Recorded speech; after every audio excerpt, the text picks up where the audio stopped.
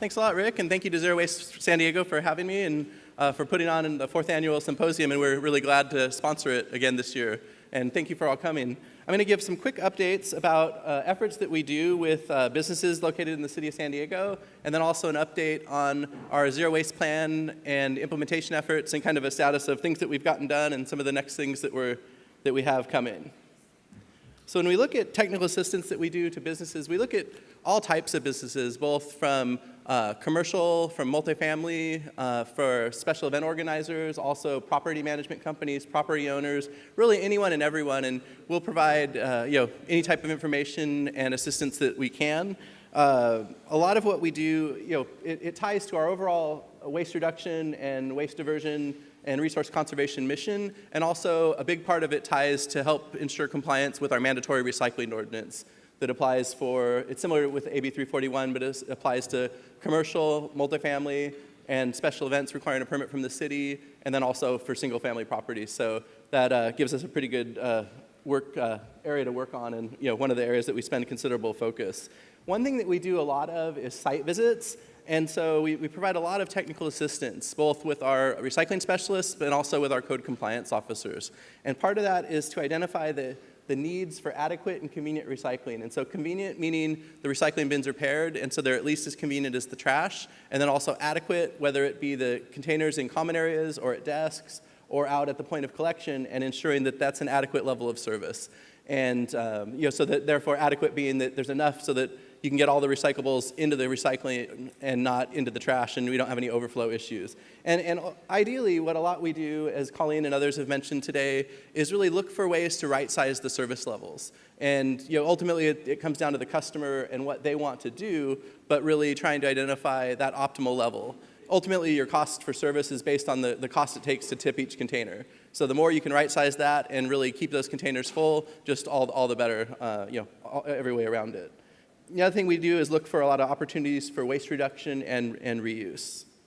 We do quite a few presentations to businesses, community groups, homeowners associations, other community councils and things, a lot of things, anything we can do to help get the message out and help inform the public of the programs that we're doing, and also some of the reasons behind why we're doing them, the needs both for conservation and also for compliance with our goals, with the zero waste plan, the climate action plan, state mandates, all those various things. We also do quite a bit, especially Anna especially does a lot with trainings for businesses and other groups, a lot of program-specific trainings, whether it be related to our recycling ordinance with businesses or multifamily properties, but also a lot of program-specific trainings related to food waste composting and ensuring we have proper participation in our programs. So it's a lot of effort, and it really pays off with a lot of great face-to-face interaction with people.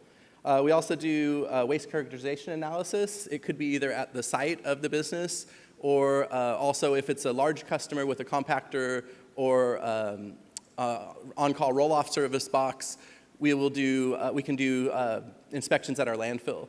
And it's primarily visual, but it's really making that connection between those recyclables that you still see in the waste stream. And I know other speakers have mentioned it, but it's really compelling when you look at it. We won't take the extra steps to actually do the weighing of the various commodities. We do that on a large scale for overall city effort, and cities dispose waste stream. We do that every few years or so. But for the actual customers, we really focus on the visual side. If they want to go further, there are a number of consultants in the industry that can do those types of studies and analysis.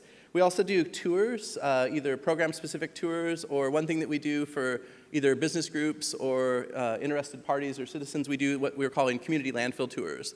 And that way we can take and basically put people on a school bus and take them out and show them the landfill, show them our composting facility, our buyback recycling center, our household hazardous waste facility. And it's just another opportunity to really let people really see the waste and really see how much is truly recoverable or potentially recoverable. And when we did our most recent waste characterization study, we found that 76% of what's being discarded into landfills is either recoverable or potentially recoverable. So as much as there's a lot of great waste diversion and conservation efforts going on, there's still so much going in the landfill that really doesn't need to.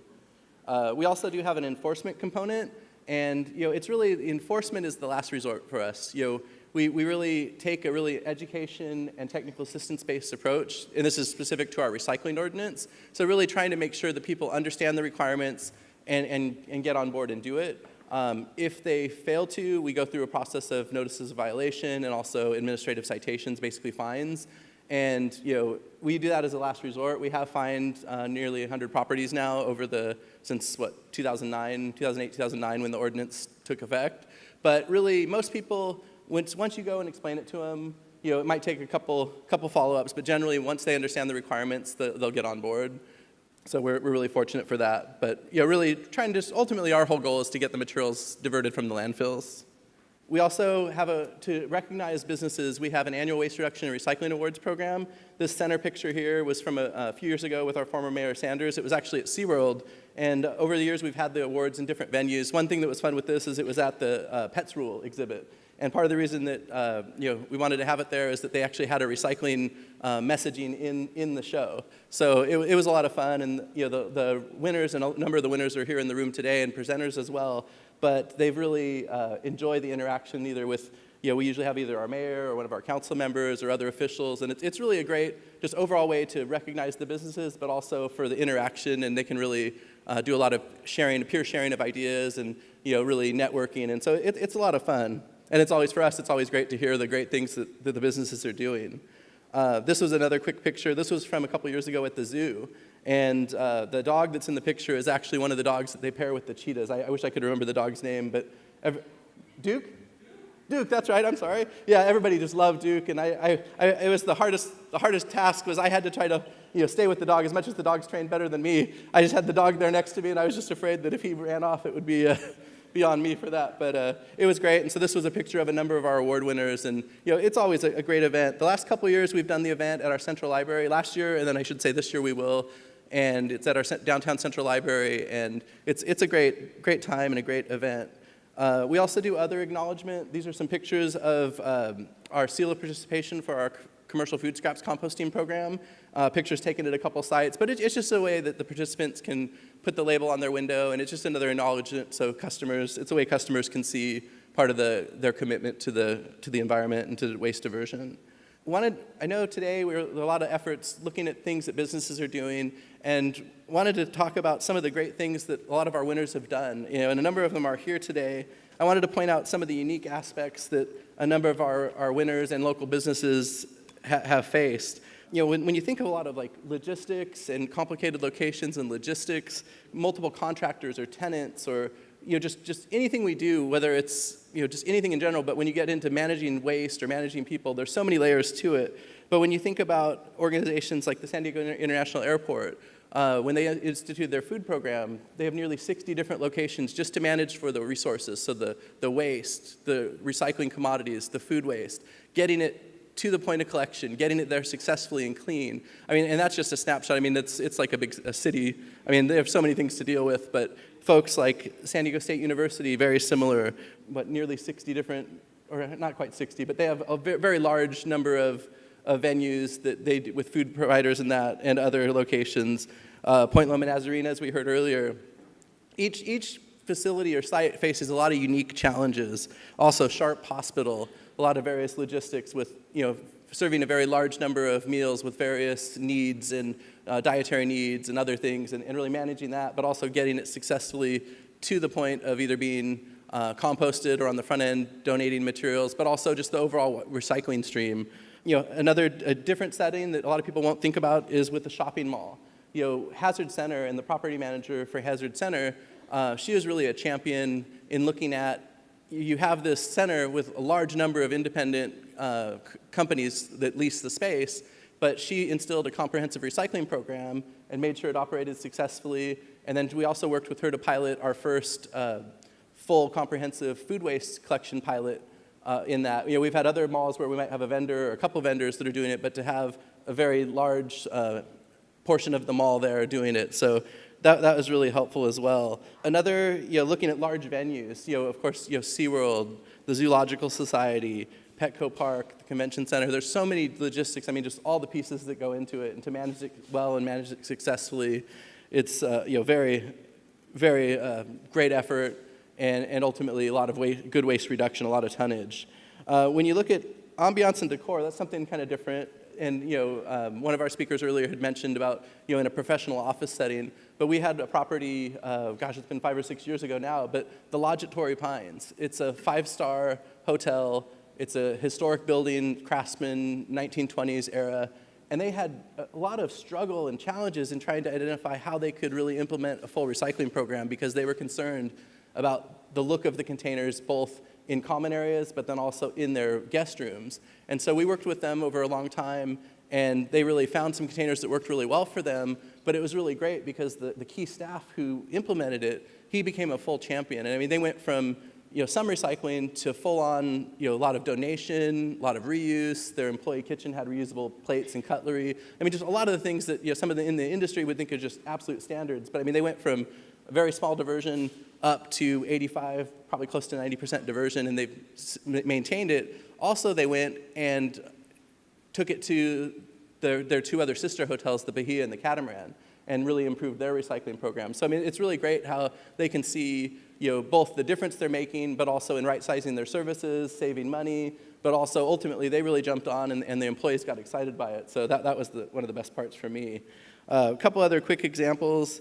The Sheraton Hotel, they are a really great example of doing a great job. They went from about a 26% diversion rate up to 85% and maintaining it. A lot of food donation, food composting, other donation, a lot of the things that now, thankfully, are becoming more and more standard. But one thing with them that really shines is that they've really taken in a lot of others for tours or visits or to answer questions and really be a resource to help people understand what can be done and that it really can be done. It's not, it doesn't have to be more complicated than it needs to be. It can be practical, and they can, in some cases, save money. So that was really great as well. A couple other real quick, thinking of, we have reuse, and some where their mission is reuse, whether it's Goodwill or Sustainable Surplus or organizations like that. But then others that, they really have taken it on as a way to really save resources, like the Sheraton or, many of the people that I've mentioned and others in the room. It's just really internalized it and made it part of their overall operations.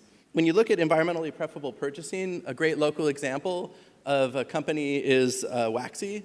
They've done a lot of efforts with green cleaning products and looking at the concentrated products and really managing it well. They've also gone a step further to create a zero waste training module for their customers, partly to help them understand ways to use the right amounts of materials and cleaners, but also to properly use them and ultimately have a good overall balance and good results from it.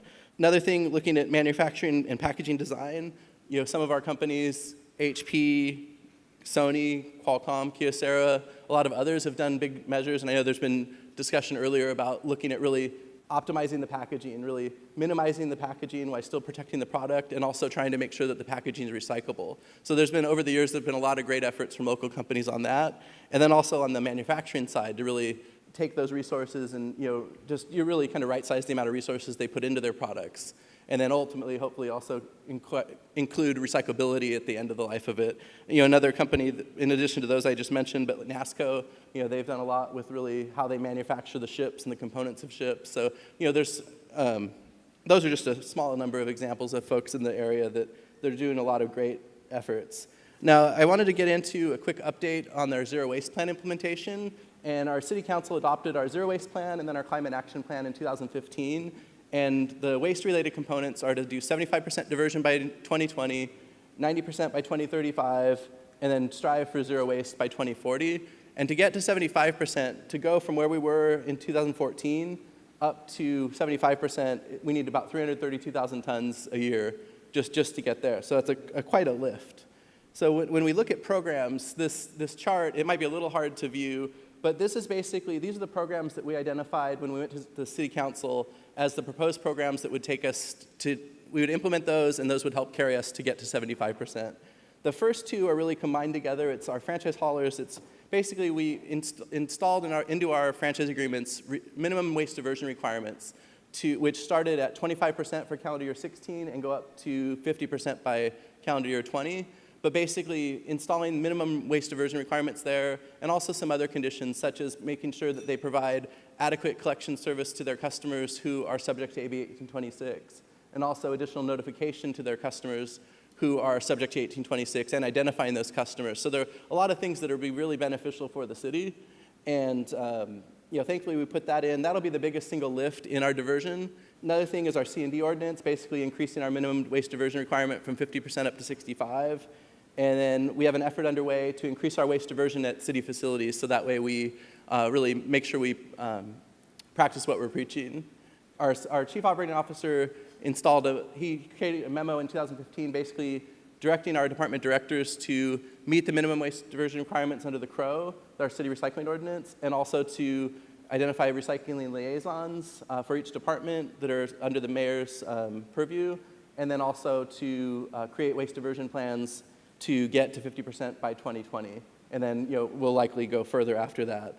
One of the big things that's upcoming, or two quick things upcoming, to divert fibrous yard trimmings. So that's a lot of our palm and other fibrous greenery material that currently is disposed. A lot of the landscapers, they bring that in, and right now it's going for disposal. But with some changes in operations, we'll be able to process that at our composting facility and divert about 18,000 to 20,000 tons a year of material from the landfill there.